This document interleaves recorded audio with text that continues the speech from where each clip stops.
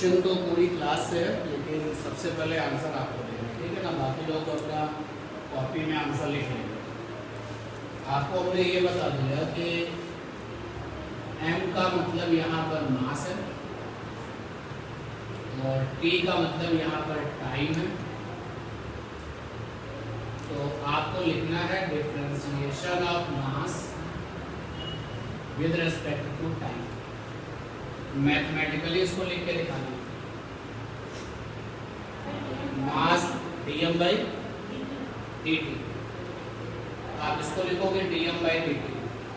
सही है ये? सही है? क्लास में सभी लोगों को कहना ये सही है या कुछ चेंजेस करें इसमें? बोलो सही है।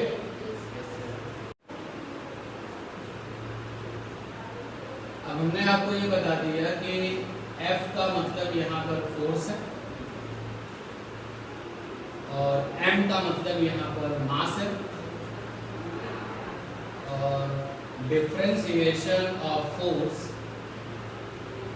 विद रिस्पेक्ट टू मास ऐसे लिखा है dF/dm। सही है? गलत तो नहीं? तो डिफरेंशिएशन लिखना हम लोगों ने सीख लिया और ये भी सीख लिया है कि डिफरेंशिएशन जब लिख दिया जाता है या जब उसको पढ़ा जाता है तो पढ़ते समय पहले जो फिजिकल क्वांटिटी होती है वो कैसी होती है? डिपेंडेंट, और जो बाद में आती है वो इंडिपेंडेंट। और लिखते समय ऊपर होता है डिपेंडेंट और नीचे क्या होता है? इंडिपेंडेंट। ठीक है। अब एक फार्मूला है डिफरेंशिएशन में, उसको भी आप जानो। जैसे मान लीजिए कि एक इक्वेशन है y बराबर x की पावर n। एक इक्वेशन है यहाँ पर y बराबर x की पावर n। यहाँ पर n जो है नंबर है, any real number. Real number fraction में भी हो सकते हैं, 3/2, 5/2। रियल नंबर नेगेटिव भी हो सकते हैं। तो यहाँ पर y बराबर हमने लिखा x की पावर है और आपको बताया x कोई फिजिकल क्वांटिटी है, p माने फिजिकल क्वांटिटी, और y भी कोई फिजिकल क्वांटिटी है। जो रिलेशन आप देख रहे हो उस रिलेशन में डिपेंडेंट कौन है और इंडिपेंडेंट कौन है? मैं पिछली वाली क्लास की बात को रिपीट कर देता हूँ। अगर आपको ये ना बताया जाए कि जो रिलेशन दिया गया है उसमें डिपेंडेंट क्या है और इंडिपेंडेंट क्या है, तो हमेशा जो लेफ्ट हैंड में लिखा है वो कैसा है? डिपेंडेंट, और जो राइट हैंड में वो कैसा है? इंडिपेंडेंट। तो यहाँ पे डिपेंडेंट कौन है? y। y यहाँ पर हो गया डिपेंडेंट और x यहाँ पर क्या है? इंडिपेंडेंट। अब जरा डेरिवेटिव बोलो। अगर हम y और x को डेरिवेटिव में लिखें तो क्या लिखें? क्या ये सही है? Differentiation of x with respect to y, या ये सही है? Differentiation of y with respect to x। क्या सही है? सेकेंड या फर्स्ट? सेकेंड। नहीं, जब हम डिफरेंशिएशन पढ़ते हैं तो सबसे पहले किसका नाम आता है? डिपेंडेंट। बाद में किसका नाम आता है? इंडिपेंडेंट का। जब आपने ये डिसाइड कर दिया कि इस वाले रिलेशन में y हमारा डिपेंडेंट है और x कैसा है? इंडिपेंडेंट है। ये तो गलत बात है ना? ये सही है। Differentiation of y with respect to x लिखा जाए, इसको कैसे लिखा जाए? dy/dx। ठीक है। और आगे मूव करते हैं। इसको हमने रिपीट किया dy/dx। बस यहाँ से इसको यहाँ पर रख दिया। ठीक है। dy की जगह पे क्या लिख सकते हैं? x की पावर है, नीचे क्या है? dx। अब जब इसको सॉल्व किया जाता है तो आता है mx की पावर n-। अब मैथमेटिक्स जो लोग पढ़ते हैं वो इसको डिराइव करते हैं पूरा कैसे आता है। ठीक है ना? हमें फिजिक्स में अब इसको याद रखना। क्या याद रखना? इस बॉक्स को याद रखना। ठीक, डी एक्स की पावर एन अपॉन में डी एक्स बराबर क्या होता है एन एक्स की पावर एन माइनस वन। जैसे अगर लिखा गया है डी डी टी टी की पावर 7 तो क्या बन जाएगा, x की जगह पे केवल क्या रिप्लेस हो गया, t रिप्लेस हो गया, ये बन जाएगा n, n मींस 7 और t की पावर 7 माइनस 7 नहीं 7 माइनस 1 ये हो जाएगा 7 t की पावर 6। ठीक है, पक्का श्योर। तो डी डी यानी कि ये बॉक्स आपको एज ए फार्मूला याद रखना है। ठीक, और आगे मूव करते हैं। जैसे सपोज कर लीजिए कि हमारे पास में एक सिचुएशन है डी डी एम और यहाँ पर लिखा है एम की पावर माइनस का हाफ। लगाओ ये फंडा, एन एन माने माइनस हाफ, फिर एम माइनस हाफ माइनस 1 तो डी एम की पावर माइनस हाफ अपॉन में D M is equal to आ जाएगा माइनस हाफ और इसको सॉल्व करोगे कितना है माइनस का 3। एन यहाँ पे रियल नंबर है तो रियल नंबर में कोई भी पावर हो सकती है। पहली बार डिफरेंशिएशन में एक फार्मूला है, लुक देखो उसका, लुक ये देखो कि जो फिजिकल टर्म यहाँ है, यहाँ पर x क्या था फिजिकल टर्म, वही फिजिकल टर्म क्या है ऊपर है, उसको ऊपर क्या लगेगी पावर। अच्छा अगर हम लोग यही रिपीट करें डी डी एक्स एक्स की पावर n तो n x की पावर n माइनस 1 ये है। सोचो अगर n बराबर 1 तो डी एक्स की पावर 1 नीचे भी है dx, यहाँ पर भी 1 x की पावर 1 माइनस 1 डी एक्स की पावर 1 ऑन में dx ये कितना आ जाएगा, तो किसी की भी पावर 0 कितनी होती है। अगेन आई रिपीट, x यहाँ पर क्या है फिजिकल क्वांटिटी, x यहाँ पर क्या है फिजिकल क्वांटिटी। तो क्या सीखने में क्या सीख पा रहे हैं, अगर कोई फिजिकल क्वांटिटी x है और उसके ऊपर एक पावर लगी हुई है तो हम उसको जब इस तरीके के रूप में देखेंगे, जब कभी भी इस तरीके के रूप में देखेंगे तो n x की पावर n माइनस। ठीक है, एक रिजल्ट आपके लिए, एक रिजल्ट है आपके लिए। हमने एक रिलेशन बनाया s बराबर t की पावर 7। ठीक, s बराबर क्या बनाया t की पावर 7। इसको देखो डिफरेंशिएशन लिखो। तो सबसे पहला काम, जिस रिलेशन को तुम देख रहे हो उस रिलेशन में डिपेंडेंट कौन है इंडिपेंडेंट कौन है। तो जनरल वे में जो लेफ्ट हैंड साइड होती है वो कैसे होती है डिपेंडेंट वाली, और जो राइट हैंड साइड होती है कैसे होती है इंडिपेंडेंट वाली। डेरिवेटिव यानी डिफरेंशिएशन क्या लिखा जाएगा ds बाई dt, यही तो बनेगा, dt बाई ds तो बनेगा नहीं। और आगे बढ़ोगे ds बाई dt, s की जगह पे क्या लिखा t की पावर 7। फिर से रिपीट किया ds बाई dt, इधर क्या लग गया फंडा, कौन सा वो वाला कितना आ जाएगा 7 t की पावर। समझ पा रहे हैं बात को। तो अगर आपको डिफरेंशिएशन करते समय ये वाला लुक दिखाई दे जाए तो ये वाला लुक जैसे ही दिखाई दे जाए आप सीधे सीधे क्या लगाना फार्मूला। जैसे देखो ना डी डी टी टी की पावर 7 वही लुक आ गया, सीधे हमने फार्मूला लगा दिया। क्लियर ये लुक। और आप देखिए y बराबर है x की पावर 2 प्लस x की पावर 3 प्लस x की पावर माइनस 4। इस रिलेशन को देखो, डिफरेंशिएशन सोचो। तो जैसे आप सोचोगे तो क्या सोचोगे dy बाई dx, ये तो सोच पाओ। अब क्योंकि x यहाँ पर क्या है इंडिपेंडेंट, y क्या डिपेंडेंट, आगे बढ़े तो y की जगह पे क्या लिख सकते हैं x की पावर 2 प्लस x की पावर 3 प्लस x की पावर माइनस 4 नीचे dx। अगर कभी बहुत सारे लोग प्लस और माइनस में रिलेटेड हो ऐड हो तो ये हर किसी के पास अलग अलग जाएगा। जैसे देखो x की पावर 2 नीचे dx प्लस x की पावर 3 नीचे dx प्लस x की पावर -4। अगर बहुत सारे लोग प्लस और माइनस के साथ, अगर मान लो यहाँ माइनस होता तो कोई बात नहीं, यहाँ पर क्या आ जाता माइनस। तो आपको मैं इस वाली इक्वेशन से, इस वाले एग्जाम्पल से केवल ये बता रहा हूँ कि अगर तुम डिफरेंशिएशन कर रहे हो और सामने दो या दो से ज्यादा लोग प्लस और माइनस के साथ कनेक्ट है, तो आपका जो डिफरेंशिएशन प्रोसेस है हर किसी के पास इंडिविजुअली जाएगा।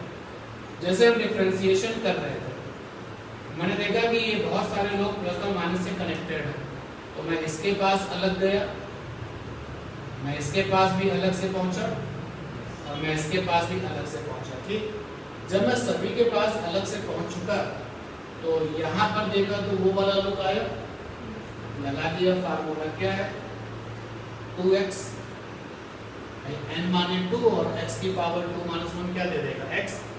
यहाँ पर लगाओ फार्मूला क्या दे देगा 3x स्क्वायर, फार्मूला वही लगा रहा हूँ nx की पावर n माइनस 1, और आगे आए माइनस, यहाँ पे माइनस का n, x की पावर -4 माइनस 1, ये आ गया 2x plus 3x square, negative negative क्या हो गया पॉजिटिव, और 4x की पावर -1 हो गया डिफरेंशिएशन। ये आप देखो ना, ये तुम इक्वेशन में डिफरेंशिएशन कर रहे हो, ठीक है। तो जब आपके सामने इक्वेशन आ रही है तो पहले तो डिफरेंशिएशन सोचो, और डिफरेंशिएशन सोचने का सबसे अच्छा तरीका ये है, इन द इक्वेशन जो एचएस साइड है वो डिपेंडेंट है और जो राइट हैंड साइड है वो कैसी है इंडिपेंडेंट है। डिफरेंशिएशन हमेशा किसका होता है डिपेंडेंट का विद रिस्पेक्ट टू इंडिपेंडेंट। और अगर आपको कहीं पर इस तरीके का फार्मूला मिलता है तुरंत जो है आप ये रिजल्ट वहां पे अप्लाई करो। मैथमेटिक्स में इसको हम लोग क्या करते हैं प्रूव करते हैं, देखते हैं कि कैसे आता है। नोटिस सबसे पहले आप ये जो मिडिल पार्ट है इसको कॉपी करिए, उसके बाद फिर ये, उसके बाद वो, और अभी आगे क्वेश्चन लेते हैं इसी तरीके। ये तो समझ पा रहे ना कि जब आपके सामने कोई इक्वेशन आया तो तुमने ये इक्वेशन देख करके ये फैसला कर लिया या ये अपने आप डिसाइड हो गया कि हम डिफरेंशिएशन कैसे कर सकते हैं। जैसे y बराबर x की पावर n जब देखा, आपने इसको कटन किया, इसको ओके किया, क्योंकि तुम्हें पता है कि जब किसी इक्वेशन में हम होते हैं तो जो लेफ्ट हैंड साइड होती है वो कैसी होती है डिपेंडेंट वाली, और जो राइट हैंड साइड होती है वो इंडिपेंडेंट वाली। ये जनरल वे में ये बात सही है। अच्छा, अगर ये बात जनरल वे में नहीं है तो वो हमें कहीं ना कहीं से ये बता देंगे कि डिपेंडेंट कौन है और इंडिपेंडेंट कौन है। और जब हमें ये कंफर्म हो जाता है कि डिपेंडेंट ये है और इंडिपेंडेंट ये है तो डेरिवेटिव लिखा जाता है डिपेंडेंट का विद रिस्पेक्ट टू इंडिपेंडेंट। तो तुमने डेरिवेटिव लिखना सीखा, जब ये इक्वेशन आया तो तुमने ये लेफ्ट हैंड में क्या लिखा है डेरिवेटिव, डेरिवेटिव तुमने लिखा हुआ है। अब इसको और बराबर में है, s की जगह पे t की पावर 7 लिखने की परमिशन है, और फिर उसके बाद में ये फार्मूला अप्लाई कर दिया तो रिजल्ट आ गया। यानी s बराबर t की पावर 7 को अगर डिफरेंशिएट करें तो कितना मिलता है 7t की पावर 6। सिमिलरली यहाँ पर आप देखिए इस जगह पर तुमने डिफरेंशिएशन डिसाइड किया कि जो सामने इक्वेशन उसका डेरिवेटिव क्या होगा, तो जवाब आया dy by dx होगा। इसी चीज को वापस लिखा, y की जगह पे ये लिख सकते हैं, बिल्कुल लिख सकते हैं। फिर हमने आपको बताया कि अगर आप डिफरेंशिएशन कर रहे हैं और बहुत सारे लोग आपको मिलते हैं जो कि प्लस या माइनस के साथ जुड़े हुए हैं, तो डेरिवेटिव यानी डिफरेंशिएशन वाला प्रोसेस जो होता है हर किसी के पास इंडिविजुअल जाता है। तो फिर ये इसके पास गया, इसके पास गया, इसके पास गया, उसके बाद में ये वाला फार्मूला लगा दिया, आंसर आ गया। यानी इस वाली इक्वेशन को डिफरेंशिएट किया तो ये आ गया, ठीक है। और इस आज की इस स्टार्टिंग ऑफ द क्लास में हम लोगों ने ये कंफर्म किया, ये पक्का किया कि अगर इक्वेशन है सामने, अगर इक्वेशन है तो इक्वेशन को देख करके हम डेरिवेटिव का फैसला ले सकते हैं। ध्यान देना, आपने जो अभी सीखा कि इन गिवन इक्वेशन इक्वेशन जो होगी उसमें LHS होगा, उसमें RHS होगा। In given equation we can decide derivative. हम इक्वेशन को देख करके डेरिवेटिव पर फैसला ले सकते हैं, हाँ या ना? ठीक है ना? थोड़ा सा और चीजों को और जो है इंटरेस्टिंग बनाया जाए। किसी ने हमारे सामने इक्वेशन लिखी, क्या इक्वेशन लिखी? कहा कि v माने वेलोसिटी है, हमने कहा आगे बताइए, और t माने टाइम है, हमने कहा और आगे बताइए। उसने कहा वेलोसिटी और टाइम में एक संबंध है, रिलेशन है। वो रिलेशन क्या है? तो रिलेशन आया v बराबर 3t² प्लस का 2t माइनस का 8, ये रिलेशन है। ठीक, क्लियर ये बात? अब इस रिलेशन को देख करके, जब ये रिलेशन हमारे आंखों के सामने आया, तो हमने कहा कि इस रिलेशन को देख करके, रिलेशन कह दो, इक्वेशन कह दो, एक ही बात है। इस रिलेशन को देख करके मैंने लिखा डेरिवेटिव, मैंने डेरिवेटिव लिखा dt/dv, और किसी बच्चे ने इसको लिखा dv/dt। बोलो कौन सही है? ये सही है या ये सही? सेकंड वाला सही है, ये करेक्ट है, जबकि ये गलत है। आप कैसे ये फैसला कर ले रहे हो कि कौन सही कौन गलत है? क्योंकि इक्वेशन देख करके तुम्हें क्या पता चल जाता है? Dependent, independent. और जैसे तुम्हें ये पता चल जाता है तो फिर तुम्हें ऑलरेडी ये पता है कि डिपेंडेंट का हमेशा डेरिवेटिव होता है विद रिस्पेक्ट टू इंडिपेंडेंट। वही बात मैंने बोर्ड पर लिखी, क्या लिखा है? इन गिवन इक्वेशन, इक्वेशन मेरे सामने आएगी, LHS आएगा, RHS आएगा, और हम ये फैसला कर सकते हैं कि डेरिवेटिव कैसे लिखा जाए। जब हम डेरिवेटिव लिखना सीख जाएंगे, और डेरिवेटिव लिखने के बाद अगर मुझे इस तरीके का लुक दिखाई देगा तो फार्मूला लगा देंगे, आगे मूव करते हैं भाई। In given equation LHS RHS we can decide derivative. उसके बाद में if we face situation like this, अगर मुझे डेरिवेटिव करते समय इस तरीके की सिचुएशन का सामना करना पड़ता है, if we face situation like this, then use formula. तो आप फार्मूला लगा लें। क्या होता है फार्मूला? n x की पावर n-1, जहां पर x तो फिजिकल क्वांटिटी है, फिजिकल क्वांटिटी है, और n क्या है? पावर। एंड पावर जो कि कुछ भी हो सकती है, जब मैं कहता हूँ पावर कुछ भी हो सकती है, तो 7, 8, 9, 10, 1/4, 1/3, 1/11 कुछ भी हो सकती है, एनी रियल नंबर। तो एक बात हमने ये सीखी, और हमने क्या देखा? अगर डेरिवेटिव करते समय एडिटिव और सब्ट्रैक्टिव टर्म आते हैं, अगर derivative operation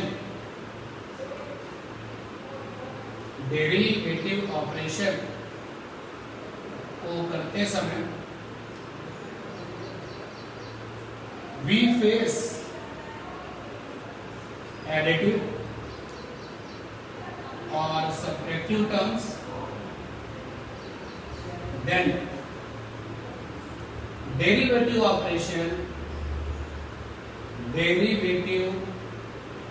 operation take place in individual term। हमारा जो डेरिवेटिव ऑपरेशन है वो हर इंडिविजुअल के पास पहुंचता है, हर इंडिविजुअल के पास पहुंचता है। उसके सपोर्ट में ये हमारा एग्जाम्पल है, ठीक है ना? अगर डेरिवेटिव ऑपरेशन करते समय, अगर डेरिवेटिव ऑपरेशन करते समय फिजिकल क्वांटिटी के साथ कोई कांस्टेंट मल्टीप्लिकेशन में है,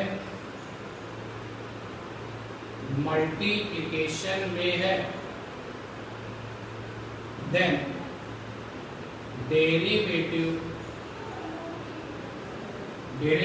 through that constant in outside। जरा इस बात को समझते हैं। देखिएगा मैं एक क्वेश्चन फिर से बना रहा हूँ, ये यहाँ से था बात है क्वेश्चन। मैंने एक इक्वेशन बनाई s बराबर 5t की पावर 7, आगे था 3t की पावर 4, बस खत्म। तो जैसे इक्वेशन सामने आई तो मुझे ये आता है, डेरिवेटिव सोचना तो आता है कि इक्वेशन देख करके डेरिवेटिव सोच सकते हैं। We can decide the derivative, हम डेरिवेटिव का फैसला कर सकते हैं। तो बताइए यहाँ का डेरिवेटिव कौन होगा? ds/dt, ठीक है ना। ये जो मैं पढ़ता हूँ ना ds/dt, ये सही तरीका नहीं है पढ़ने का, ये तो हम लोगों का कैसा तरीका था रहा, सही तरीका तो मैं बता चुका हूँ पिछली क्लास में। ds/dt, अब देखो यही चीज है, बस यही सेम चीज है। मैंने s की जगह पे क्या लिखा, ये लिखा मैंने, ये s बराबर था, ठीक है। इस तरीके से लेफ्ट हैंड और राइट हैंड आ गए हमारे पास, यानी ये जो राइट हैंड है वो किससे आया? लेफ्ट हैंड से ही आया। अब मैंने लेफ्ट हैंड को लिख दिया ds/dt और यहाँ आ गए। यहाँ हमारी कौन सी बात लगेगी? ये वाली। अगर डेरिवेटिव ऑपरेशन को करते समय वी फेस, हम सामना करते हैं एडिटिव और subtractive terms, then derivative operation take place in individual term। अपना ये डेरिवेटिव इसके साथ भी जाएगा, इसके साथ भी जाएगा, इंडिविजुअली इनको ले चलते हैं। ddt 5t की पावर 7 माइनस ddt और 3t की पावर 4। अब समझो बात, यार t माने तो कुछ फिजिकल क्वांटिटी है, लेकिन 5 माने तो कांस्टेंट है ना। सिमिलरली t माने क्या? फिजिकल क्वांटिटी, लेकिन 3 माने क्या? कांस्टेंट। और चेक दिस पॉइंट, अगर डेरिवेशन ऑपरेशन करते समय, डेरिवेशन थोड़ा सा अच्छा नहीं लग रहा है यहाँ पर, डिफरेंशिएशन कहा जा सकता है डेरिवेशन में, या तो डिफरेंशिएशन कहिए या क्या कहिए, डेरिवेटिव कहिए। अगर डेरिवेटिव ऑपरेशन करते समय फिजिकल क्वांटिटी के साथ कोई कांस्टेंट मल्टीप्लिकेशन है, या t की पावर 7 के साथ ये 5 कैसा है? मल्टीप्लिकेशन है, और t की पावर 4 के साथ ये 3 भी कैसा है? मल्टीप्लिकेशन में है, तो डेरिवेटिव थ्रो कर देता है, फेंक देता है दैट कांस्टेंट इज आउटसाइड। चलो इसको फेंक देते हैं। लेफ्ट हैंड लिखा, ये जो कांस्टेंट है ये बाहर फेंक दिया जाएगा। जैसे ये कांस्टेंट बाहर फेंक दिया जाएगा तो नजारा एक बार फिर से ये आ जाएगा, ठीक है। इधर भी कांस्टेंट को बाहर फेंक दो, ठीक है। अब और आगे बढ़ जाते हैं फार्मूला लगा के। 5, ये फार्मूला आएगा 7t की पावर 6, इस पे अप्लाई करोगे तो 4t की पावर 3 आ गया। डिफरेंशिएशन कंप्लीट हुआ, 35t की पावर 6 माइनस 12t की पावर, ठीक है ना। तो आज की क्लास में जो हम सीख पा रहे हैं उसको मैं इस समय क्या कर रहा हूँ, समराइज कर रहा हूँ। क्या आपने सीखा आज की क्लास में? हमने क्या फैसला किया?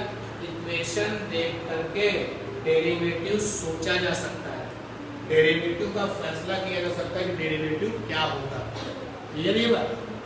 अच्छा, अगर ये यहीं पर हमसे ये भी कह देते कि s का जो मतलब है वो डिस्टेंस है और t का मतलब है टाइम, तो मैं इसको पढ़ के भी बता देता, that is differentiation of distance with respect to time.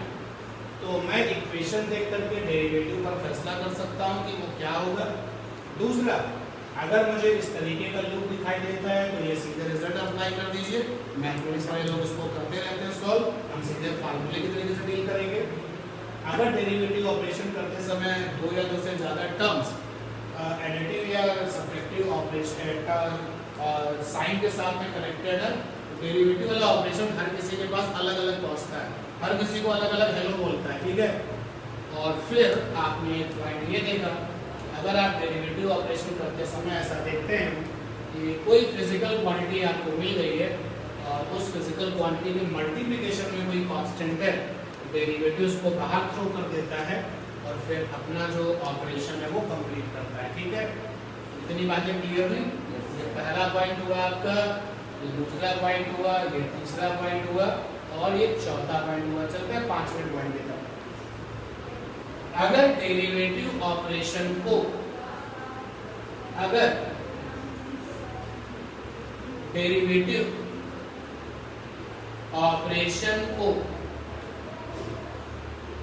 Pure constant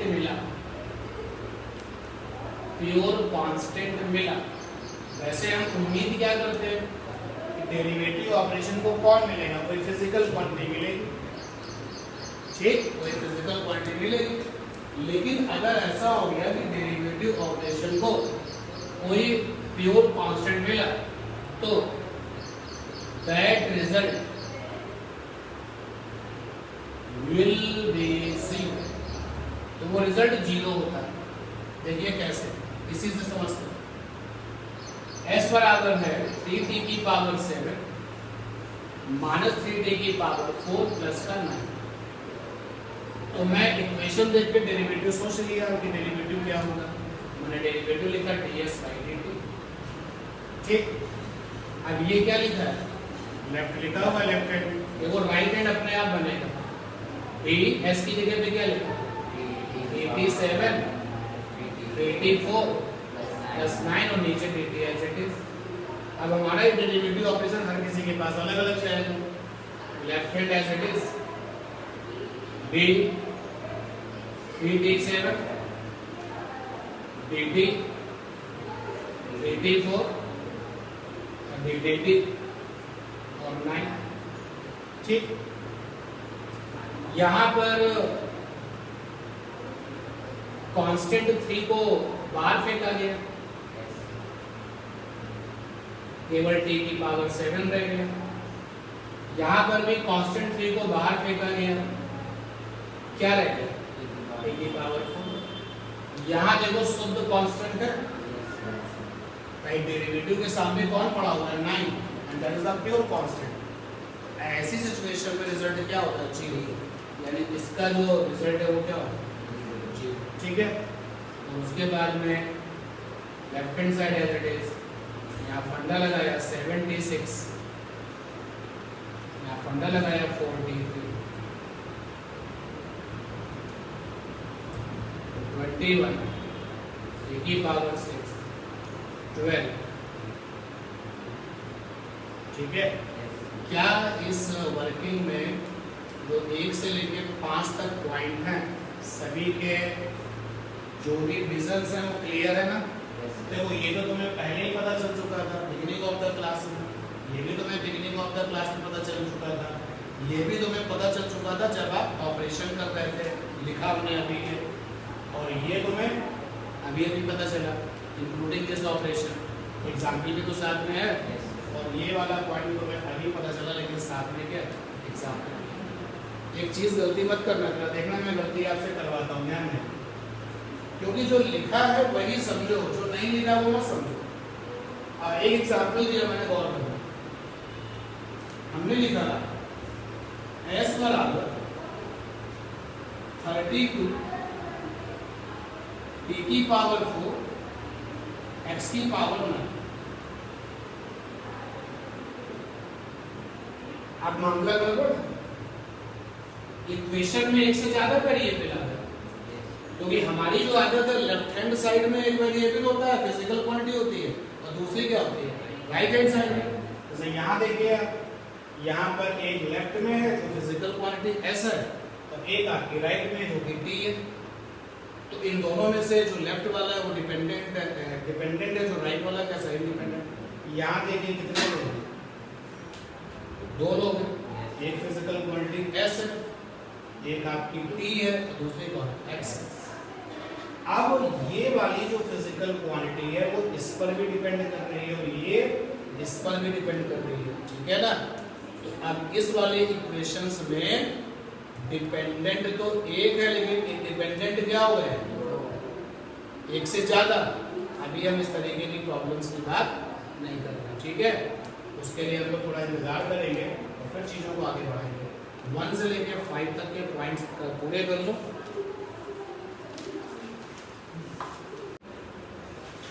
1 to 5 सारे पॉइंट कंप्लीट करो, including the supporting examples.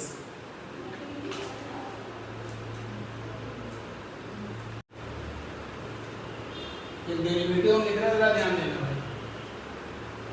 Derivative लिखने से पहले RW यानी रफर, that is not the question, ये आपको पता बस होना चाहिए।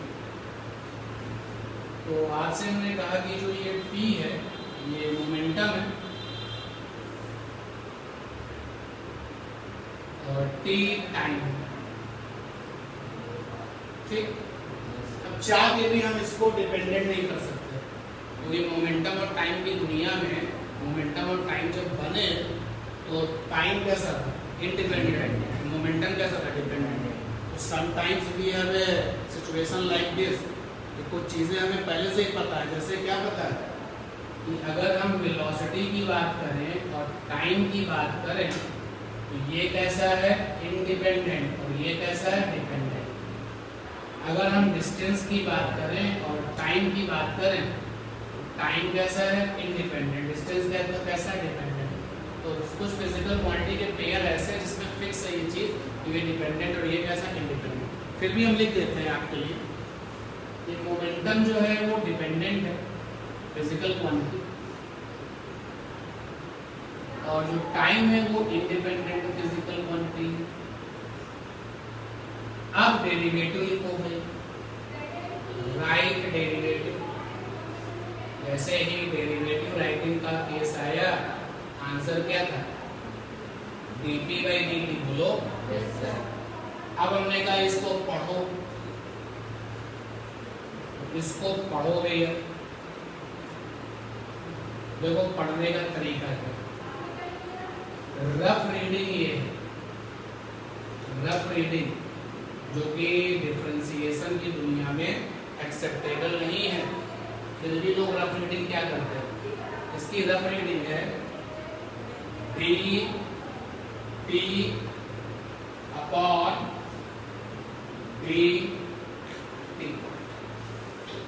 dp upon dt, rough reading.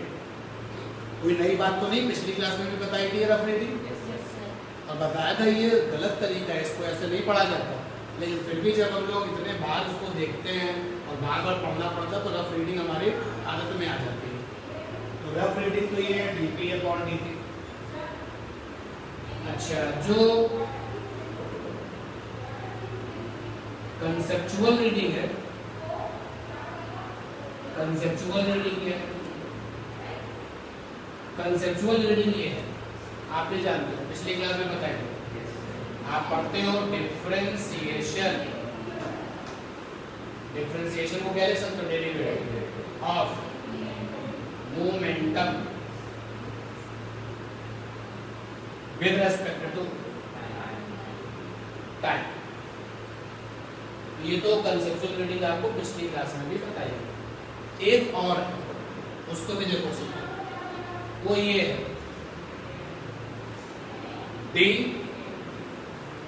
dt, यानी आपको क्या करना है, जैसे लिखा हुआ है आपको ऐसे आना है, dt हो गया, dt of p, ddt of p, ये भी एक्सेप्टेबल है। ऐसे चलते हैं ddt ऑफ दिस वन। जैसे चलो इस नए अंदाज में इसको पढ़ो,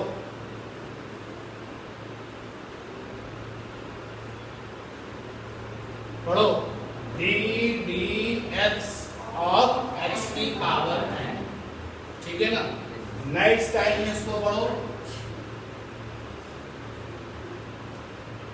ddx ऑफ m, ठीक है।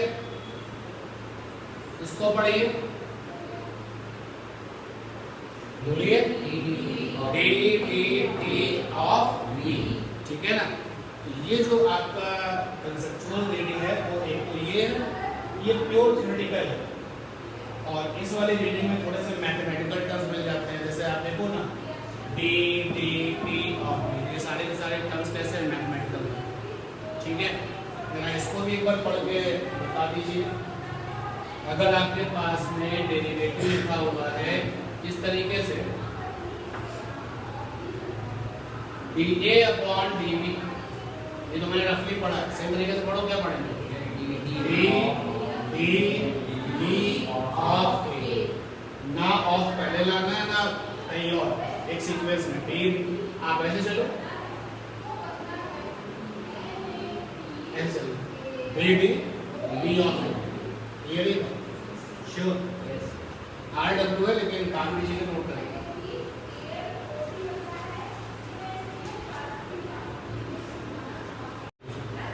कुछ आदतें हैं जो आपके काम की है, इसी RW में चीजों को बढ़ा रहे हैं।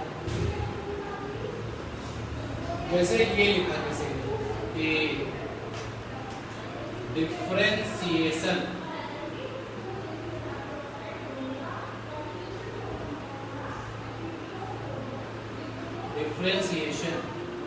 विद रेस्पेक्ट टू टी, इसका मतलब है इक्वेशन में ddt का अटैक करना है। बिल्कुल वैसे फील करिए जैसे कि कोई इक्वेशन है और आपने कहा कि सर हम इस इक्वेशन में 50 छोड़ेंगे, तो जो काम लेफ्ट में करोगे वही काम किसमें करना पड़ेगा? राइट में। तो अगर कहीं पर ये आता है कि differentiation with respect to T, इसको मैथमेटिकली कैसे लिखा जाएगा? ddt, ठीक है ना। और इस ddt को उस इक्वेशन के लेफ्ट में भी अटैक कर दो, राइट में भी अटैक कर दो, ठीक है। अगर ऐसे लिखा जाए, ध्यान दो, ऐसे लिखा जाए डिफरेंशिएशन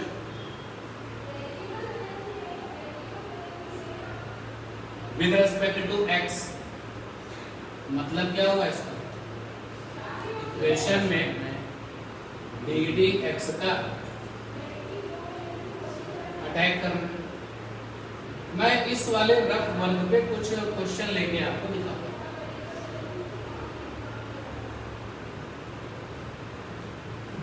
इसी रफ वर्ग पर कुछ क्वेश्चन लेता हूं, ध्यान देना।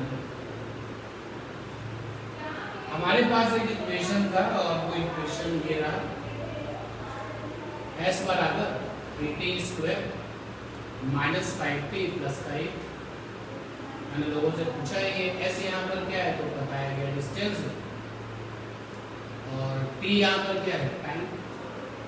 देखना जरा सा। अब इस इक्वेशन को देख करके मैंने पहले क्या कहा, इस इक्वेशन को with respect to time differentiate करना है। स्टॉप राइटिंग, समझे पहले बात को। ट्यूनिंग बहुत जरूरी है, क्योंकि ये बहुत बड़ा टूल है ये डिफरेंशिएशन इंटीग्रेशन। तो इतना बड़ा टूल जो है आप फिजिक्स में केवल अपने काम चलाने के पर्पज से पढ़ा था, कि फिजिक्स में चीजें ना फंसे। तो जो ट्यूनिंग है, जो टर्म्स हैं वहाँ पर, उनके साथ अपने आप को ट्यून्ड करिए। पता नहीं कौन सी बात क्वेश्चन में किस तरीके से लिखी हुई है। एक इक्वेशन ये सामने पड़ी थी, लोगों ने इसको देखा और कहा कि इसको, यानी इस इक्वेशन को, इसको with respect to time differentiate करना। तो जिसने ये सोचा है ये वैलिड है या इनवैलिड? अगर इस इक्वेशन को देख करके कोई ये सोचता है ये वैलिड है या इनवैलिड है? वैलिड है या इनवैलिड? वैलिड है। और तुम बता रहे हो इनवैलिड है। और बताओ। अच्छा, इस सवाल का जवाब कहां से पकड़े? डिफरेंशिएशन हमेशा विद रिस्पेक्ट टू क्या होता है? इंडिपेंडेंट। डिफरेंशिएशन हमेशा क्या होता है? With respect to independent. अरे देखो ना कैसी आदत है, डिफरेंशिएशन ऑफ के बाद क्या होता है? डिपेंडेंट। और विद रिस्पेक्ट टू के बाद हमेशा क्या होता है? तो डिफरेंशिएशन तो हमेशा विद रिस्पेक्ट टू इंडिपेंडेंट होता है। और इस वाली इक्वेशन में इंडिपेंडेंट कौन है? टाइम। यानी ये वाली बात कैसी है? वैलिड है। ओके, ये वैलिड बात है। तो उसने कहा कि इसको with respect to time differentiate करना है। टाइम को हम लोग टी से लिखते हैं, तो यानी कि उसके दिमाग में क्या चल रहा है? डीडीटी। तो क्या करेगा? डीडीटी का अटैक लेफ्ट हैंड में भी करेगा और डीडीटी का अटैक राइट हैंड में भी करेगा। समझे बात को? टाइम को आप टी से लिखते हो, तो आपने कहा कि इसको यानी इस इक्वेशन को with respect to time differentiate करना है। इधर मैं तुमको बता रहा हूँ कुछ बोलने से और कुछ एक्शन मोड में आप कैसे आते हैं। अगर ये कहा कि differentiation with respect to T मतलब डीडीटी का हमला करो, और differentiation with respect to X तो मतलब डीडीएक्स का हमला करो। ये कह रहा है differentiation with respect to time, time माने टी, तो डीडीटी का हमला कर दो। तो लेफ्ट में भी अटैक हुआ, राइट में भी अटैक हुआ। इधर बन गया ds by dt, इधर वही डिफरेंशिएशन वाला ऑपरेटर हर किसी के पास अलग अलग जाएगा और अलग अलग जाकर के है वो बोलेगा। तो ये 3t स्क्वायर के पास गया, 5t के पास गया, 8 के पास गया, ds by dt प्रॉपर्टी बता चुका हूँ, 3 बाहर आ जाएगा, t की पावर 2 5 dt t की पावर 2 और ये 0 हो गया। शुद्ध कांस्टेंट का डिफरेंशिएशन 0 हो गया। अब यहाँ लगाया तुमने फार्मूला कितना आया 2t, यहाँ क्या लाएगा 5। अभी भी तुमने देखा था अकेले x का कितना था 1, तो यहाँ पे dt के साथ में अकेला t की पावर 1 है तो 1 आएगा 5। तो ये आ गया ds by dt बराबर 60 - 5। ठीक, डिफरेंशिएशन हो गया। अब यही इक्वेशन किसी और के सामने जाती है, तो पहले इक्वेशन को देखता है, कहता है डेरिवेटिव। डेरिवेटिव का क्या मतलब है? ds by dt। यार क्योंकि इस इक्वेशन में s कैसा है? डिपेंडेंट, और t कैसा है? टाइम। तो जो डेरिवेटिव सोचेगा वो क्या सोचेगा? ds by dt सोचेगा।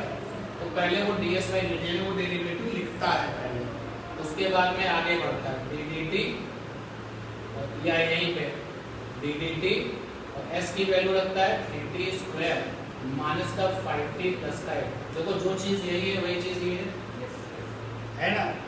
बट ये कैसे आ रही है? फटाफट वाली स्टाइल, सीधे आपने अटैक किया, काम तमाम हो गया। और ये कैसे चल रहा है? बहुत स्लो है। पहले वो डेरिवेटिव सोचता है, फिर वो लिखता है, फिर चीजों को आगे बढ़ाता है। चलिए बढ़ाते हैं इसको ds by dt। फिर dt ने हर किसी के साथ अलग अलग जाकर के हेलो बोला और रिजल्ट फाइनली वही आने कि नहीं आने? ये सीधे लिख दें ds by dt बराबर 60 - 5। जब हम डिफरेंशिएट कर चुके तो फिर मैंने ध्यान से देखा कि ये जो ds है वो क्या है? छोटा सा डिस्टेंस, क्योंकि s माने क्या है? डिस्टेंस। और जो dt है वो क्या? छोटा सा टाइम। फिजिक्स की दुनिया में डिस्टेंस अपॉन टाइम क्या होता है? स्पीड। तो लोगों ने कहा कि यार ये तो स्पीड बन गया, स्पीड v बराबर 60 - 5। बिल्कुल सही है, पिछली वाली क्लास में भी हम लोग अपडेट ले चुके हैं। कौन सा डिफरेंशिएशन क्या बन जाता है? आप देखो आपके सामने क्या था? डिस्टेंस टाइम की इक्वेशन, और डिस्टेंस टाइम की इक्वेशन से तुमने क्या निकाला? स्पीड। और कौन सा रास्ता फॉलो किया? डिफरेंशिएशन। तो ये यूनिवर्सल अब हो गया कि जब जब आपकी आंखों के सामने डिस्टेंस टाइम की इक्वेशन आएगी, आप डिफरेंशिएशन करके क्या निकाल सकोगे? स्पीड। क्लियर? इसी तरीके से और भी चीजें हैं जो कि हमें बार बार सीखनी होगी। अब ये वाली आदत भी डालो, इक्वेशन को देखो, इक्वेशन को देखो और आप देख करके ये जज कर ही लोगे कि डिपेंडेंट कौन है और इंडिपेंडेंट कौन है। तो जो डिफरेंशिएशन होता है वो विद रिस्पेक्ट टू क्या होता है? इंडिपेंडेंट। आप सीधे उसका हमला कर दीजिए। और मैं क्वेश्चन करता हूँ, ये देखिए v माने वेलोसिटी है, t माने टाइम इन दोनों के बीच में एक इक्वेशन है v बराबर 100t की पावर 4। तो ये इक्वेशन सामने है। जब इक्वेशन सामने आई तो कुछ लोगों ने अपने बहुत स्लो अंदाज में कि अच्छा ये इक्वेशन है, उन्होंने पहले डेरिवेटिव सोचा, दिमाग में पहले डेरिवेटिव सोचा तो क्या है dv/dt, फिर डेरिवेटिव निकाला, आगे बढ़े।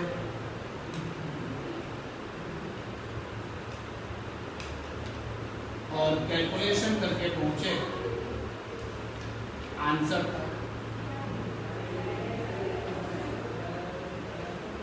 यहां पर आ गया 4t की पावर 3, तो dv/dt आ गया 400t की पावर 3। तो आप इक्वेशन देखते हैं, डेरिवेटिव सोचते हैं, फिर आगे बढ़ते हैं। एक नया ही स्टाइल आ गया है, कि इक्वेशन दे करके अटैक करो। कौन सा वो स्टाइल है? आपने देखा कौन है यहाँ पे डिपेंडेंट?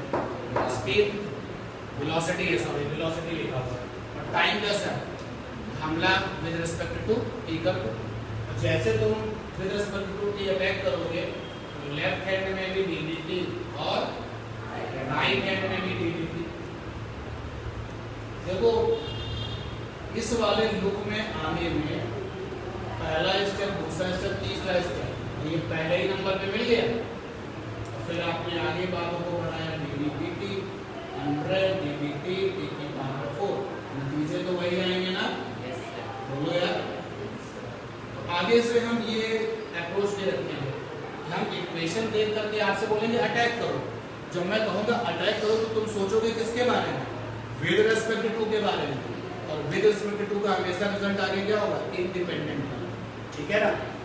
अच्छा, जब ये सारा काम हो गया तो फिर देखा तो ऊपर क्या लिखा है? वेलोसिटी छोटा सा, नीचे क्या लिखा है? टाइम। और फिजिक्स के रूल बुक में अगर ऊपर वेलोसिटी या नीचे टाइम है तो क्या बनता है? एक्सेलरेशन। दिमाग में चीज आनी चाहिए। जैसे अगर डिस्टेंस टाइम की इक्वेशन है तो स्पीड के लिए डिफरेंशिएट करना पड़ेगा। अगर वेलोसिटी टाइम इक्वेशन है, एक्सेलरेशन के लिए क्या करना पड़ेगा? डिफरेंशिएट करिए। ठीक, आगे ऊपर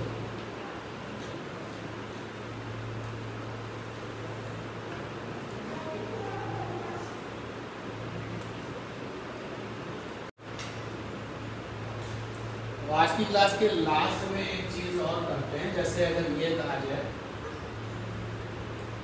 राइट इक्वेशन ऑफ मोशन, ये क्वेश्चन आया है, भूल मत जाना। ये क्वेश्चन कोई आपकी 9th और 10th क्लास में नहीं है, ये इस क्लास का क्वेश्चन है। इक्वेशन ऑफ मोशन लिखिए राइटिंग करने के लिए। तो इक्वेशन ऑफ मोशन में हम डिस्टेंस की बातें करते हैं, हम उसको एस से लिखेंगे। कोई हार्ड एंड फास्ट नहीं है, कोई उसको किसी और सिंबल से लिख रहा है तो बताएगा कि डिस्टेंस ये है। हम डिस्प्लेसमेंट की बातें करते हैं, हम डिस्प्लेसमेंट को आर से लिखेंगे क्योंकि ये वेक्टर क्वांटिटी है तो ऊपर 3 लगा दिया ये दिखाने के लिए। अगर आपने 3 नहीं लगाया तो डिस्प्लेसमेंट की क्या है? वैल्यू, ये मतलब। हम स्पीड की बातें करेंगे, हम वेलोसिटी की बातें करेंगे,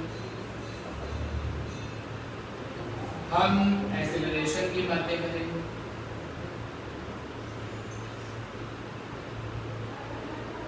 ये मेन पैरामीटर्स है, मोशन से जुड़े हुए ये मेन रोल है। अब जब एक्सेलरेशन तुम जानते हो तो मास से मल्टीप्लाई कर दोगे तो क्या बन जाएगा? फोर्स F बराबर है में। ये मेन लोग है, हम इन लोगों की बातें करेंगे। क्वेश्चन ये है कि इक्वेशंस ऑफ मोशन लिखना है मुझे। तो देखो पहली क्या है? फर्स्ट इक्वेशन ऑफ मोशन है, फर्स्ट इक्वेशन ऑफ मोशन वो है आपका ये स्पीड v बराबर ds/dt। ds माने क्या था? डिस्टेंस, dt माने क्या है? टाइम, और डिस्टेंस अपॉन टाइम क्या होता है? स्पीड। तो यानी कि स्पीड बराबर है ds बाई dt। चलो इसको जरा पढ़ के भी कॉन्फिडेंस बढ़ा लो। इसको कैसे पढ़ें? dt of s। अब वो जो रफ तरीका है वो अभी छोड़ देते हैं थोड़े दिनों के लिए, कम से कम आज में तो छोड़ दिया जाए। और इसको कैसे पढ़ेंगे? और पढ़ेंगे इसको the differentiation of distance with respect to time. ये दो तरीके से हम पढ़ेंगे। ये पहली इक्वेशन ऑफ मोशन। अगर आप वेलोसिटी को जो जान रहे हो, वेलोसिटी के बारे में चल रहे हो, वेलोसिटी v बराबर dr बाई dt। ये हम नहीं कहते, फिजिक्स कहती है। ऊपर क्या लिखा है? डिस्प्लेसमेंट। नीचे क्या लिखा है? हमेशा वेलोसिटी होता है। कैसे पढ़ेंगे इसको? dt ऑफ r का मतलब है डिस्प्लेसमेंट। और उस तरीके से differentiation of displacement with respect to time. दूसरी क्या इक्वेशन है? Second equation of motion. तो दूसरी जो इक्वेशन ऑफ मोशन है वो क्या है? एक्सेलरेशन a बराबर dv बाई dt।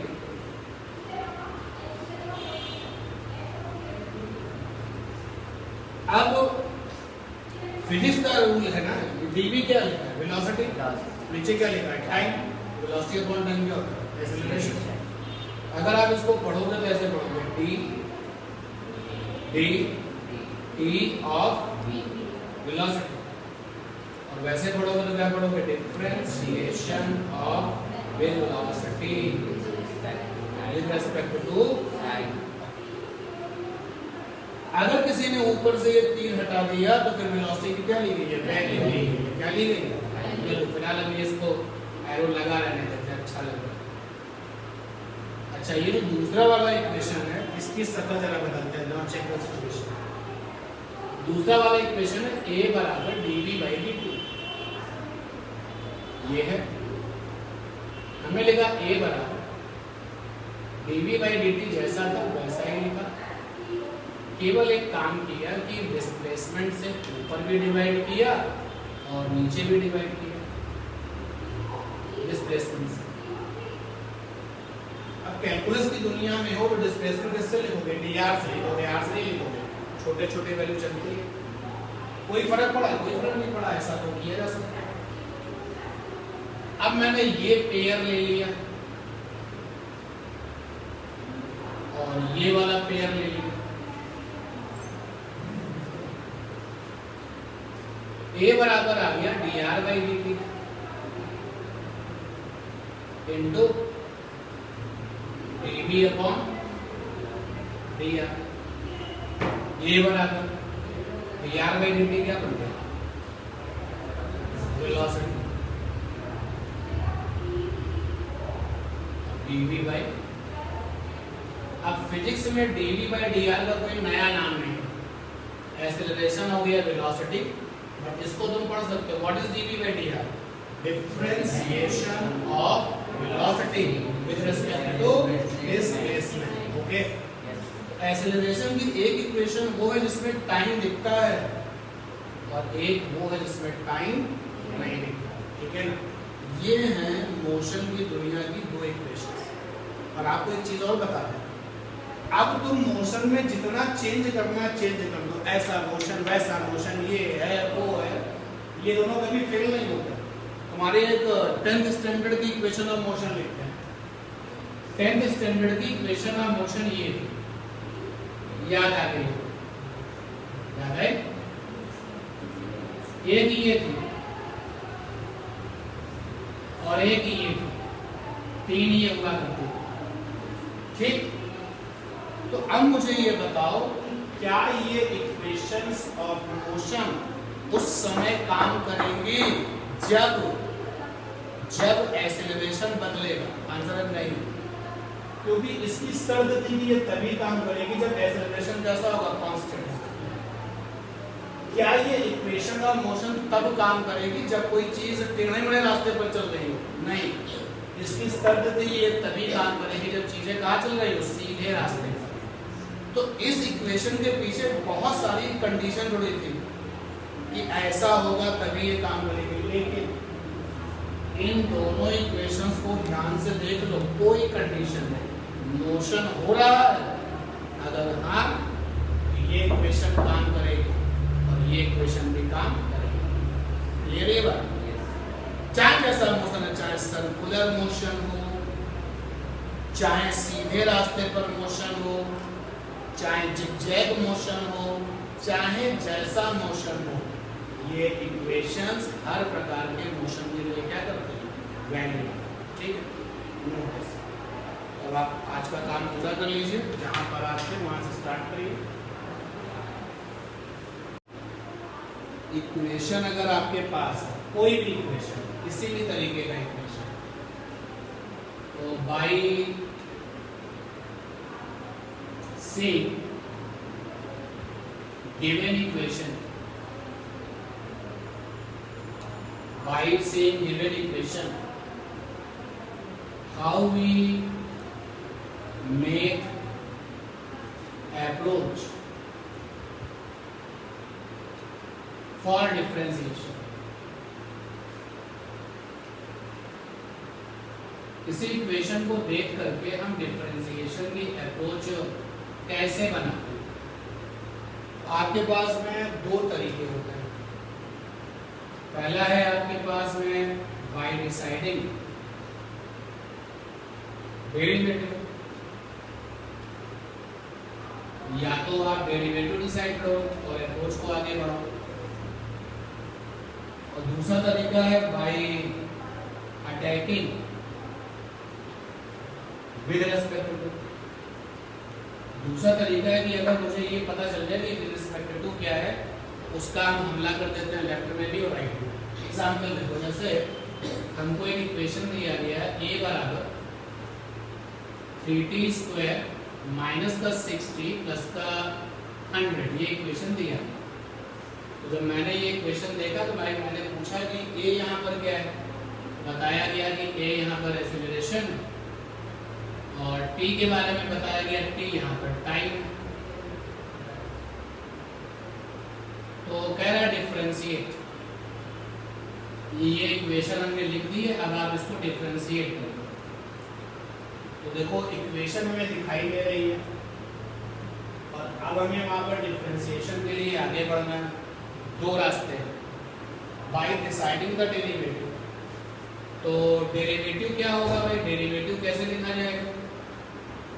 आपको बताया गया कि डेरिवेटिव तरीका हमेशा होता है डिफरेंशिएशन ऑफ डिपेंडेंट वाला विद रिस्पेक्ट टू इंडिपेंडेंट वाला, और डिपेंडेंट वाला हमेशा जनरल में कहाँ होता है? लेफ्ट में, और इंडिपेंडेंट वाला कहाँ होता है? राइट में। डेरिवेटिव मैंने लिखा, तो लिखेंगे dA by dt, लिखा मैंने डेरिवेटिव, फिर आगे बढ़े ddt, और a की जगह पर क्या है? 3t स्क्वायर माइनस का 60 प्लस का 100, और इसी काम को अब आगे बढ़ाया तो ddt 3t स्क्वायर, हर किसी के साथ पर्सनली हेलो बोलेगा ये, जो डेरिवेटिव वाला प्रोसेस है।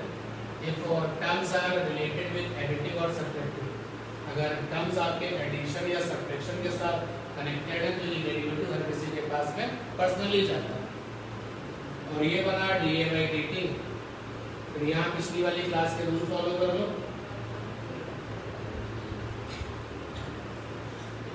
और यहाँ 0, तो dA by dt is 60 minus का 6 हो गया। तो ये जो काम आपने किया वो ऐसे किया, by deciding the derivative. Derivative decide किया, फिर उसको कंटीन्यूअसली आगे बढ़ाया और लास्ट के रिजल्ट तक पहुंचा। दूसरा by attacking with respect to, by attacking with respect to, equation देखते ही मैं आपसे पूछता हूं विद रिस्पेक्ट टू कौन होगा? आंसर है विद रिस्पेक्ट टू हमेशा इंडिपेंडेंट होता है। यहाँ पे इंडिपेंडेंट कौन है? t। तो विद रिस्पेक्ट टू में कौन आया? t। किसका हमला करेंगे? ddt। ddt का हमला किया लेफ्ट में, डीडीटी का हमला किया राइट में, और फिर ये बन गया D A by D T.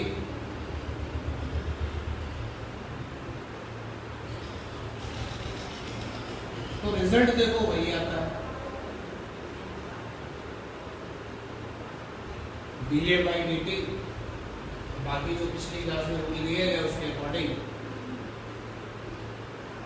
अगर आप मूव करेंगे, D A by D T आ गया 60 माइनस का 6। ठीक है, तो क्वेश्चन का जो आंसर था वो अब समझ में आ गया। When you have a equation, when you see the equation, then how you differentiate, आपके पास में क्या सोच होती है, अप्रोच होती है डिफरेंशिएशन करने के। दो तरीके हैं, आप इक्वेशन दे करके डेरिवेटिव का फैसला करते हो, फिर उससे आगे बढ़ जाते हो, या फिर आप हमला करते हो, अटैक करते हो विद रिस्पेक्ट टू का, और क्वेश्चन में आगे बढ़ जाते हो। क्लियर ये बात? ठीक है। अच्छा, अगर हम डेरिवेटिव को क्रॉस मल्टीप्लाई में ले जाएं, जैसे कि ये तो पुरानी बातें हटा लें, लिखना तो नहीं है इसको। अगर हमारे पास में कोई डेरिवेटिव लिखा हो तो देखो किस तरीके से थोड़ा सा माइंड चेंज करके हम चीजों को इंटीग्रेशन में ले जाते हैं।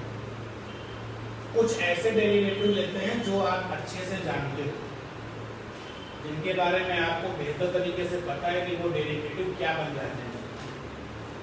एक डेरिवेटिव होता है और वो ये स्पीड बराबर होता है डेरिवेटिव किसका, डिस्टेंस का with respect to time. S यहाँ पे डिस्टेंस है और टी यहाँ पर क्या है, टाइम। जो राइट हैंड साइड है, राइट हैंड साइड को अगर पढ़े तो कैसे पढ़ेंगे, ये D S by D T, D S by D T. ये पढ़ने का तरीका गलत है, कैसे पढ़ सकते हैं, D D T of S, ये सही। और कैसे पढ़ सकते हैं, differentiation of distance with respect to time. तो ये दो तरीके आपके पढ़ने के सही है, लेकिन रफली जो ये तरीका गलत है, जनरल वे में, जनरल टॉपिक में हम इसको भी यूज करते हैं। तो ये डेरिवेटिव हमें पता है, मैंने कहा इसको क्रॉस मल्टीप्लाई करो, आपने क्रॉस मल्टीप्लाई किया, ds बराबर क्या है, dt। क्रॉस मल्टीप्लाई करने पे ये आएगा। ये क्या लिखा है, छोटा सा डिस्प्लेसमेंट। तो हमने कहा कि ये छोटा सा जो डिस्प्लेसमेंट है इसको पूरा बनाना है, टोटल बनाना है। तो छोटी वैल्यू पे इंटीग्रेशन लगा दो तो क्या बन जाता है, टोटल। ठीक है, अब समस्या ये है कि यहाँ पे केवल लेफ्ट नहीं है, राइट भी तो है। जो काम लेफ्ट में करोगे वही काम क्या करोगे, राइट में। इंटीग्रेशन लगाया मैंने, यहाँ पर भी इंटीग्रेशन लगाया। ठीक, अब जैसे तुमने डिफरेंशिएशन में एक फार्मूला याद रखा था, देखो डिफरेंशिएशन में एक फार्मूला होता है डी डी एक्स, और एक्स की पावर n, जहाँ पे n एक पावर है, आपका रियल नंबर है, तो रिजल्ट होगा n x की पावर n माइनस। कभी कभी इस फार्मूले को तुम ऐसे याद करो तो और बेहतर रहता है, कि x की पावर n, जहां पर ये k कांस्टेंट है, ये जो है वो क्या है, कांस्टेंट है। तो जो डिफरेंशिएशन होता है वो कांस्टेंट को बाहर फेंक देता है। अगर आप इसको बाहर इसको ले जाओगे तो क्या बन जाएगा, डी डी एक्स, x की पावर n। अब आगे तो वही है ना, क्या बन जाएगा, x की पावर n। तो डिफरेंशिएशन में आपने इस इकलौते फार्मूले को तैयार किया हुआ है, और अभी सारी चीजें हमें इसी के ऊपर कर भी है। और भी डिफरेंशिएशन में फार्मूले आएंगे, और अभी एक एक करके जो है उनके पास भी पहुंचेंगे। अब जितने फार्मूले डिफरेंशिएशन के मैथमेटिक्स वाले लोग पढ़ते हैं उतने आपको नहीं पढ़ने पड़ेंगे, 2 से 3 फार्मूले ही पढ़ने पड़ेंगे डिफरेंशिएशन में, और ऐसे ही 2 से 3 फार्मूले पढ़ने पड़ेंगे किसमें, इंटीग्रेशन में। एक उसमें से ये आ चुका है, एक फार्मूला इंटीग्रेशन का है, उसको याद करोगे। क्या है फार्मूला, इंटीग्रेशन x की पावर n dx। भैया अभी बिगिनिंग ऑफ द क्लास में हम लोग ये दावा कर रहे थे इंटीग्रेशन के अंदर दो बॉक्सेस होते हैं, पहले बॉक्स में कुछ लिखा होता है और दूसरे बॉक्स में क्या लिखा होता है, छोटी वैल्यू। देखो पहले बॉक्स में क्या लिखा हुआ है x की पावर n और दूसरे बॉक्स में क्या लिखा हुआ है, छोटी वैल्यू। तो इसका जो इंटीग्रेशन है दैट इज x की power n plus 1 upon n plus 1। ठीक है, इसका जो इंटीग्रेशन होता है कितना होता है, x की power n plus 1 upon n plus 1, जहां पर n क्या है, पावर। n क्या है, पावर। और ये जो n पावर है वो -1 नहीं होगी, ये जो n पावर यहाँ पर है वो -1 नहीं होगी। और डिफरेंशिएशन में कुछ भी हो जाए, -1 हो जाए, 3 हो जाए, -4 हो जाए, ओके, बट इस इंटीग्रेशन में ये जो n है वो कभी भी -1 नहीं होगा। तो ये रिजल्ट आ गया। क्लियर है बात? इंटीग्रेशन का ये फार्मूला आपको याद हो गया, लुक वाइज आपने इसको याद कर लिया, कभी ऐसा लिखा हुआ मिले तो हम चीजों को पढ़ाएंगे हम। अब सोचो अगर n की वैल्यू 0 डाल दें, फॉर n बराबर 0, देखें क्या होता है। मैंने क्या कहा, n की वैल्यू यहाँ क्या नहीं होगी, -1 नहीं होगी, बाकी कुछ भी हो जाए। तो अब n बराबर 0 डाल कर देखें, लेफ्ट हैंड में देखें तो x की पावर 0 dx, इधर राइट हैंड साइड में देखें 0 प्लस 1, ये आ गया dx। किसी की भी पावर 0 क्या होता है, 1। तो यहाँ पे क्या है, एक तो मेरे काम की चीज ये तैयार हो गई, अकेले dx का इंटीग्रेशन क्या होता है, x। उसी तरीके से यहाँ पर देखो क्या लिखा होगा, ds, जैसे dx का इंटीग्रेशन क्या है, x, वैसे ds का क्या हो जाएगा, s। ds माने छोटा सा डिस्प्लेसमेंट, सॉरी मैं यहाँ पे किसकी बात कर रहा हूँ, डिस्टेंस। s ds माने छोटा सा डिस्टेंस, तो s माने टोटल डिस्टेंस। तो यहाँ पर लिखा है टोटल डिस्टेंस और ये क्या लिखा हुआ है, इंटीग्रेशन की डी। अब देखिए टोटल डिस्टेंस बराबर, टोटल डिस्टेंस s बराबर, अगर इसको थ्योरी में पढ़ो तो कैसे पढ़ोगे, integration of speed with respect to time. Okay, इसी चीज से मैंने आज की क्लास की स्टार्टिंग की थी, आपसे पूछा था कि इंटीग्रेशन ऑपरेटर में क्या होता है, तुमने बताया दो बॉक्सेस होते हैं, तो तुमने वो सारी चीजें भी बताई थी। तो देखो वो यूज हो रही है ना, क्या कमाल की चीज है। कमाल की चीज ये है, अगर हम डिस्टेंस को पकड़ के डिफरेंशिएट कर दे तो क्या बनती है, स्पीड।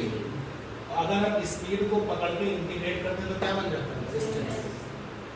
तो इनका आपस में कनेक्शन कैसा है, जिसको डिफरेंशिएट, किसको तुमने डिफरेंशिएट किया, डिस्टेंस को, क्या बना, तो उसी बनने वाले को इंटीग्रेट कर दो तो क्या बन जाता है, उल्टा डिस्टेंस। क्लियर है बात? और चीजों को आगे बढ़ाते हैं, ये चीजें याद रखनी है। If you have A speed, if you have A speed and someone से फाइंड द डिस्टेंस, तुम बताओगे कि स्पीड को क्या कर दो, इंटीग्रेट कर दो। तो स्पीड को इंटीग्रेट कर दो तो लिखोगे कैसे, इंटीग्रेशन स्पीड साथ में क्या, डिग्री। और आगे नोट करो, एक तो हमारे सामने ये बात है, और ये आप देखो इस लिस्ट को तुम बड़ा कर सकते हो अगर आपको डिफरेंशिएशंस के टर्म्स पता है कि कौन सा डिफरेंशिएशन क्या बनता है। ठीक, और आगे चलते हैं। हमने ये भी तो पढ़ा था कि वेलोसिटी बराबर था डिस्प्लेसमेंट अपॉन टाइम।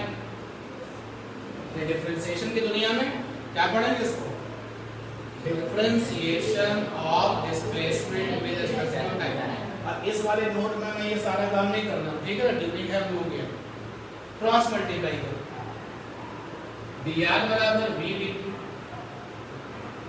अब सम्मत से ये छोटा सा क्या लिखा है, डिस्प्लेसमेंट, इसको टोटल बनाओ तो वो हम सीख चुके हैं कि छोटी सी वैल्यू पे लगाते इंटीग्रेशन तो क्या बन जाता है, टोटल। छोटी सी वैल्यू पे लगाते इंटीग्रेशन तो क्या बन जाता है, टोटल। इंटीग्रेशन लगाया इधर भी, इंटीग्रेशन लगाया उधर भी। सिमिलरली यहाँ फंडा अकेले dx का क्या है, x, अकेले dr का क्या हो जाएगा, r। क्या फेमस करने वाले हो, इस इक्वेशन को कह के कैसे बताओगे? डिस्प्लेसमेंट बराबर बोलो इंटीग्रेशन ऑफ वेलोसिटी। एरो हटा दोगे तो वेलोसिटी की वैल्यू या मैग्नीट्यूड ऑफ वेलोसिटी और विद रिस्पेक्ट टू टाइम। ठीक, आप ये कनेक्टिविटी देखिए, डिफरेंशिएशन किया किसका किया गया? डिस्प्लेसमेंट का। तो क्या है? वेलोसिटी, यानी जो आया उसी का हमने क्या किया? इंटीग्रेशन। तो क्या आ गया? डिस्प्लेसमेंट। यानी जिसका डिफरेंशिएशन करने से जो आता है उसका इंटीग्रेशन करने से वापस वही चीज दोबारा आ जाती है। मैंने डिफरेंशिएशन किसका किया था? डिस्प्लेसमेंट का। इंटीग्रेशन करने के बाद क्या आ गया? डिस्प्लेसमेंट। ठीक, और एक रिजल्ट ले लेते हैं जो मोशन से कनेक्टेड हो और हमारे लिए फैमिलियर भी हो। देखो वेलोसिटी बराबर था, नहीं, एक्सेलरेशन बराबर था dv by dt। यहां पर जो ये v है वो वेलोसिटी के लिए है, एरो नहीं लगाया तो यानी मैं वेलोसिटी की क्या ले रहा हूं? वैल्यू। क्रॉस मल्टीप्लाई करो, dv is equal to dt, integrate करो,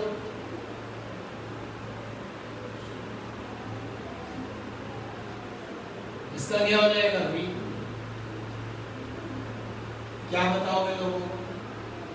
वेलोसिटी बराबर integration of acceleration with respect to time. जब तक बेटा ये चीजें दिमाग में नहीं होंगी तब तक आप जो है मूव नहीं कर पाओगे आगे। यानी कि अगर मुझे एक्सेलरेशन टाइम का रिलेशन दिया जाए, इंटीग्रेट करके क्या बन जाएगा? वेलोसिटी। अगर मुझे वेलोसिटी टाइम का रिलेशन दिया जाए तो इंटीग्रेट करके क्या बन जाएगा? डिस्प्लेसमेंट। अगर मुझे स्पीड और टाइम का रिलेशन दिया जाए तो क्या बन जाएगा? डिस्टेंस। एक एग्जांपल से समझो जरा भाई। यहां पर हमने कहा v बराबर है 3t की पावर 5। v क्या है? हमने कहा v स्पीड है और t क्या है? t is time. आपसे पूछा है फाइंड द डिस्टेंस, और जब तक तुम्हारे दिमाग में ये क्लिक नहीं करेगा स्पीड टाइम के इंटीग्रेशन से डिस्टेंस आता है तब तक तुम इंटीग्रेशन के बारे में सोच ही नहीं पाओगे। यहाँ पर आप देखो तुमको दिया गया है स्पीड टाइम, पूछा क्या गया? डिस्टेंस। तो कैसे मिलेगा? इंटीग्रेशन से मिलेगा। कैसे मिलेगा? इंटीग्रेशन से। इधर तरह देखो ये s by t क्या मतलब है? Distance time. डिस्टेंस टाइम को डिफरेंशिएट करो तो स्पीड मिलेगी और स्पीड टाइम को इंटीग्रेट करो क्या मिलेगा? डिस्टेंस। ये आपको कनेक्टिविटी बनानी पड़ेगी, अदरवाइज इक्वेशन सामने लिखा होगा और जब तुम्हारे पास ये कनेक्टिविटी नहीं होगी तो तुम आगे बढ़ नहीं पाओगे। अब क्या करें? फिलहाल अभी बिल्कुल लेटेस्ट मामला है तो पढ़ा जा चुका है कि स्पीड टाइम का इंटीग्रेशन क्या देता है? डिस्टेंस। तो यहाँ पे मुझे क्या पता है? स्पीड। क्या पता है? टाइम। क्या चाहिए? डिस्टेंस। क्या लेना हुआ? इंटीग्रेशन। तो आपने लिखा है यहाँ पर s बराबर इंटीग्रेशन v dt, ये लिख दिया। s बराबर इंटीग्रेशन v की जगह पे क्या लिख दिया? ये लिख दिया 3t की पावर। जैसे डिफरेंशिएशन ऑपरेटर कांस्टेंट को बाहर थ्रो कर देता था वैसे इंटीग्रेशन ऑपरेटर भी करता है। तो 3 तो यहाँ कांस्टेंट है ना, बाहर थ्रो कर देगा। t की पावर 5 dt कैसा नजारा है बिल्कुल वैसे अप्लाई कर दोगे क्या मिलेगा? देखते हैं। s बराबर 3 t की power 5 plus 1 upon 5 plus 1। s बराबर 3/6 t की पावर 6। s बराबर हाफ t की पावर 6। हो गया? सबसे इंपॉर्टेंट बात क्या है? कनेक्टिविटी। जब तक तुम्हारा दिमाग ये नहीं सोचेगा कि आगे डिफरेंशिएशन करने से हम बढ़ेंगे या इंटीग्रेशन करने से बढ़ेंगे तब तक आप मूव ही नहीं कर पाओगे। चूंकि अभी बिल्कुल फ्रेश मामला है तो यहाँ पर देखने को मिल रहा है कि स्पीड का इंटीग्रेशन करने से डिस्टेंस आता है और डिस्टेंस का डिफरेंशिएशन करने से स्पीड आता है, वेलोसिटी का इंटीग्रेशन करने से डिस्प्लेसमेंट आता है, और डिस्प्लेसमेंट का डिफरेंशिएशन करने से वेलोसिटी आता है। सिमिलरली यहाँ पर एक्सेलरेशन का इंटीग्रेशन करने से वेलोसिटी आता है, और वेलोसिटी का डिफरेंशिएशन करने से एक्सेलरेशन आता है। ठीक है, नोट करिए पहले ये सारी चीजें।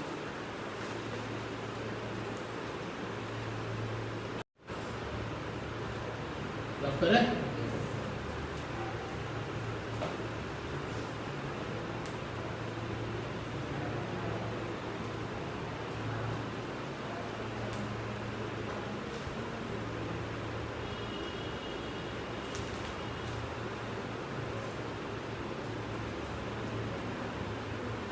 तो जहाँ तक फार्मूले की बात है तो इंटीग्रेशन में भी एक फार्मूला आ जाएगा आपके लिए, और डिफरेंशिएशन में भी एक फार्मूला आएगा।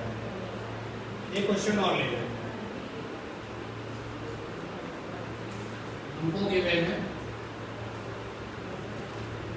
v is equal to 3t की power 5 minus 2t square plus का 7। फाइंड एक्सेलरेशन एट t बराबर 1 से। अब एक जगह सब चीजों को जरा कलेक्ट कर लेते हैं, मोशन से कनेक्टेड सब चीजों को कलेक्ट कर एक जगह कलेक्ट कर देखें क्या बात बनेगी। हमें पता है कि डिस्टेंस बराबर होता है इंटीग्रेशन v dt। यहाँ पे v क्या है, स्पीड। s क्या है, डिस्टेंस। हमें पता है डिस्प्लेसमेंट बराबर होता है इंटीग्रेशन v dt। यहाँ पर v क्या है, वेलोसिटी। r क्या है, डिस्टेंस। और हमें पता है कि एक्सेलरेशन बराबर होता है, एक्सेलरेशन बराबर ये देखो dv by dt। ये है dv by dt, यानी कि वेलोसिटी को जब डिफरेंशिएट करेंगे तो क्या बनेगा, एक्सेलरेशन। अब देखो मेरे पास में यहाँ पर v फॉर वेलोसिटी है, मैं लिख देता हूँ कि v का मतलब यहाँ पर वेलोसिटी है और t का मतलब यहाँ पे टाइम है। अब आप देखो आपको एक्सेलरेशन चाहिए, तो वेलोसिटी टाइम की सहायता से एक और एक्सेलरेशन चाहिए, तो क्या चलेगा, डिफरेंशिएशन। जब ये तुम कनेक्टिविटी कर लोगे कि क्या अब होगा, तो आप क्वेश्चन में आगे बढ़ जाओगे। सीधे आपने लिखा एक्सेलरेशन चाहिए तो a बराबर क्या है, dv by dt। ठीक, और यहाँ पे और आगे आओगे ddt, और v की वैल्यू क्या है 3t5 2t2 7। यहाँ पे a is equal to ddt 3t5 ddt 2t2 ddt 7। Pure constant का जो डिफरेंशिएशन है वो 0 होता है, और पिछली क्लास के अकॉर्डिंग जो रूल्स बताए हैं, इसका जब डिफरेंशिएशन करोगे तो 5t4 आएगा, और इसका डिफरेंशिएशन करोगे तो 2t आएगा, और ये करोगे तो 0 आएगा। तो जरूरत नहीं मुझे वापस एक्सपेंड करने की, ये आ जाएगा a is equal to 15t4 और 4t। ये एक्सेलरेशन आ गया। पहली बार ऐसा हो रहा है कि एक्सेलरेशन निकालने के बाद उनको आगे कुछ टाइम वैल्यू भी नहीं दी। टाइम कितना दिया गया, 1 सेकेंड। रख दो यहाँ पर 1 सेकेंड, 1 की पावर 4 कितना आ गया, 15 माइनस 4, ये आ गया 11 न्यूटन। अगर एसआई में हो तो एक्सेलरेशन की वैल्यू क्या होती है, मीटर पर सेकंड स्क्वायर, और सीजीएस में हो तो सेंटीमीटर पर सेकंड स्क्वायर। नथिंग से स्पेशल को क्या लिखा, ठीक है ना। और एक क्वेश्चन देखो, यानी अगर हम डिफरेंशिएशन कर रहे हैं तो प्रोसेस फॉलो करते चले जाएंगे, तो उसके बाद अगर हमें अपने उस किसी वेरिएबल की वैल्यू दी गई है, जैसे यहाँ पर वेरिएबल टाइम t है, इंडिपेंडेंट वाला है, और उसकी वैल्यू हमें दी है, तो वैल्यू पुटअप कर दी और आंसर आ गया। आगे ध्यान दो, जैसे अगर आपके पास में ऐसे लिखा जाए x की पावर n/tx, और कभी कभी क्या होता है कि वैल्यू दी जाती है इंटीग्रेशन में, x की जो वैल्यू दी जाती है उसको कहते हैं इनिशियल वैल्यू, और एक x की वैल्यू होगी वो फाइनल वैल्यू। क्वेश्चन में मेंशन करेगा इनिशियल वैल्यू ये है और फाइनल वैल्यू ये है। तो इनिशियल वैल्यू को हम यहाँ लिखते हैं और फाइनल वैल्यू को हम ऊपर लिखते हैं। ठीक, अगर इंटीग्रेशन में वैल्यू दी जा रही है तो इनिशियल वैल्यू यहाँ पर और फाइनल वैल्यू यहाँ पर। अब आगे क्या करेंगे, अब उसी मेथड से जो फार्मूला है उसको फॉलो कर लेते हैं। तो फॉलो कर लिया, फार्मूला है x की पावर n+1 अपॉन में क्या है n+1। अगर ये वैल्यू ना दी जाती तो काम खत्म था, ठीक है, लेकिन ये वैल्यू दी गई है। अगर इंटीग्रेशन में इनिशियल और फाइनल वैल्यू दी गई है, IB का फुल फॉर्म क्या है इनिशियल वैल्यू, और FB का फुल फॉर्म क्या है फाइनल वैल्यू। इंटीग्रेशन करते समय अगर आपको इनिशियल और फाइनल वैल्यू दी जाती है तो इंटीग्रेशन का फार्मूला तो वैसे ही रहेगा, वैल्यू लिखने का तरीका जो है नीचे लगाते हैं इनिशियल वैल्यू, ऊपर क्या लिखते हैं फाइनल वैल्यू। इंटीग्रेशन जो मेथड होता है वो कर देते हैं। अब जब ये इंटीग्रेशन हो जाता है तो इधर क्या लिखा इनिशियल वैल्यू, इधर क्या लिखा फाइनल वैल्यू, ठीक है। अब क्या करेंगे ध्यान दें, अब फिर इज इक्वल टू करेंगे। अब हम वेरिएबल की जगह पर क्या लिखेंगे फाइनल वैल्यू। वेरिएबल यहाँ पर कौन है x, ठीक है ना यार। ये जो इनिशियल वैल्यू है और जो फाइनल वैल्यू है वो किसकी है वेरिएबल x की है। Initial value final values are for variable x, जो वेरिएबल x है उसकी ये वैल्यूज है। अब हम क्या करेंगे कि इस x की जगह पर क्या लिखेंगे फाइनल वैल्यू, x की जगह पर हो गया फाइनल वैल्यू, ऊपर क्या लगा है n+1 as it is n+1। आप मेरी बात को समझे, x की जगह पर क्या लिखा फाइनल वैल्यू और जो जैसा था वैसा ही लिख दिया। ये देखिए बाकी तो मैंने कुछ नहीं किया, केवल x की जगह पे क्या लिखा फाइनल वैल्यू और बाकी जो जैसा था वैसा लिखा। फिर नेगेटिव लगाते हैं, फिर क्या लगाते हैं नेगेटिव। अब उसी x की जगह पर क्या लिखेंगे इनिशियल वैल्यू और जो जैसा वैसा ही लिख देंगे। उसी x की जगह पर इनिशियल वैल्यू और जो जैसा है वैसा ही लिख देंगे। अगर वैल्यूज दी गई हैं तो ये एक दो स्टेप आपके और बढ़ जाएंगे। जैसे इस काम को मैं यहाँ करके दिखाता हूँ। इसी क्वेश्चन में find the distance, find the distance for t बराबर 0 सेकेंड टू t बराबर 5 सेकेंड। अब हमारे पास में स्पीड और टाइम का इक्वेशन दिया गया है और मुझसे क्या पूछा गया डिस्टेंस। तो यहाँ पर अगर हम देखें स्पीड टाइम से डिस्टेंस के लिए क्या करते हैं इंटीग्रेट करते हैं। तो मैंने वही इंटीग्रेशन प्रोसेस फॉलो किया। तो डिस्टेंस s बराबर इंटीग्रेशन स्पीड का टाइम के रिस्पेक्ट में। तो यहाँ पर वैल्यू है 3t5 dt और ये जहाँ s फिर बाहर आ गया t की पावर 5 dt। फिर हमने देखा कि यहाँ पर जो वेरिएबल t है t माने टाइम, उसकी वैल्यू दी गई है।